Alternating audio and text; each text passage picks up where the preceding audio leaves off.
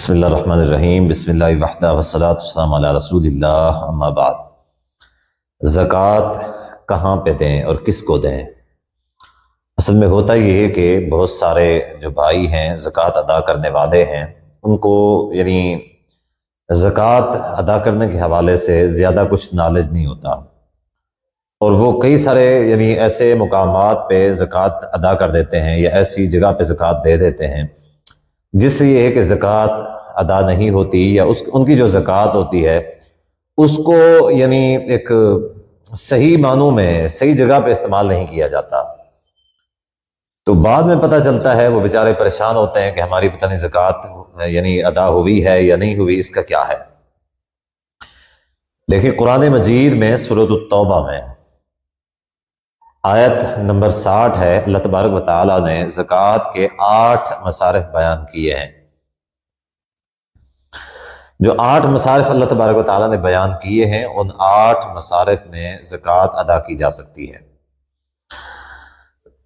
وہ 8 مصارف کون کون سے ہیں ذرا سمجھیے گا۔ اعوذ باللہ من الشیطان الرجیم، بسم اللہ الرحمن الرحیم۔ انما الصدقات للفقراء، اللہ تبارک و تعالیٰ نے زکوٰۃ کا جو سب سے پہلا مصرف بیان کیا ہے وہ فقیر بیان کیا ہے، تنگ دست جو بندہ ہے، جو تنگ دست ہے اس کو زکوٰۃ دی جا سکتی ہے۔ والمساکین، دوسرے نمبر کے اوپر مسکین ہے، اور تیسرے نمبر کے اوپر اللہ تبارک و تعالیٰ نے جو بیان کیا ہے والعاملین علیہا، ایسے لوگ جو زکوٰۃ کے معاملے میں کام کرتے ہیں، جن کا کام ہوتا ہے زکوٰۃ کو اکٹھا کرنا، جمع کرنا، تقسیم کرنا وغیرہ وغیرہ۔ ظاہر ہے کہ ان کی ڈیوٹی لگی ہوئی ہے تو ان کو تنخواہ دی جا سکتی ہے، اس میں سے ان کی جو سیلری ہو یا ایسا کچھ ہو ان کو زکوٰۃ میں سے ادا کیا جا سکتا ہے۔ والمؤلفۃ قلوبہم، چوتھا یہ ہے کہ تالیف قلبی کے لیے ایسا کوئی غیر مسلم ہے جو اسلام کے بارے میں نرم گوشہ رکھتا ہے، ہو سکتا ہے کہ اس کے اوپر زکوٰۃ خرچ کی جائے تو مسلمان ہو جائے گا، یا ایسا شخص جو نیا مسلمان ہوا ہے تو اس کی تالیف قلبی کے لیے، اگرچہ وہ ضرورت مند نہیں ہے، تنگ دست نہیں ہے، اس کے باقی جتنے بھی زکوٰۃ کے مصارف بیان ہوئے ہیں کوئی بھی اس کے اندر شرط نہیں پائی جا رہی، لیکن کیا ہے کہ وہ اسلام کے اندر نیا مسلمان ہوا ہے، اس کو کچھ پیسہ دیں گے، اس کی مدد کریں گے تو اس کا دل اور مضبوط ہو جائے گا کہ اسلام والے مسلمان جو اچھے لوگ ہیں تو وہ اسلام کے اوپر قائم ہو جائے گا، تو تالیف قلبی کے لیے بھی زکوٰۃ دی جا سکتی ہے۔ وفی الرقاب، اور 5ویں نمبر پر جو ہے وہ گردن آزاد کرنے کے حوالے سے، غلام کو آزاد کروایا جا سکتا ہے زکوٰۃ کے طور پہ۔ والغارمین، غارمین ہیں ایسے لوگ جو بہت پہلے مالدار تھے، دولت مند تھے، پھر کیا ہوا، نقصان ہوا، تنگ دست ہو گئے، اب گھر کے اخراجات بھی نہیں چل رہے، تو وہ غارمین ہیں، شریعت کہتی ہے کہ ان کو زکوٰۃ دی جا سکتی ہے۔